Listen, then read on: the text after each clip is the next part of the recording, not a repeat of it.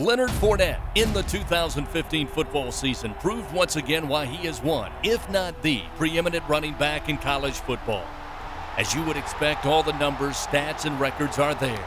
Leonard set the LSU single-season rushing record with 1,953 yards, which included 4 games with over 200 rushing yards. He capped the year with 212 yards and a bowl record 5 touchdowns in LSU's 56-27 win over Texas Tech in the Texas Bowl. His school rushing record surpassed the record set by Charles Alexander in 1977. Fournette also surpassed Alexander for most consecutive games with at least 100 yards rushing and became the first back in SEC history with 3 consecutive 200-yard rushing games.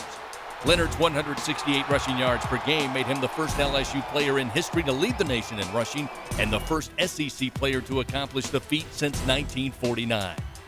Just as impressive is Fournette's workhorse-like 300 carries with an average of 162.8 yards per game. That's 15 yards per game better than Alabama's Derrick Henry. Add to that 22 touchdowns, and it's easy to see just how much talent is wrapped up in this one package. Fournette was named First-Team All-SEC and First-Team All-America after setting an LSU record with 22 touchdowns while rushing for 200 yards 4 times and 100 yards 10 times. He was named a Doak Walker Award finalist, and he was named the Louisiana Offensive Player of the Year by the Louisiana sportswriters. That's the numbers and stats. What you must see is Leonard Fournette in action. The athleticism, the grace, and the move. The jukes and jives and the cuts that would leave defenders grabbing thin air.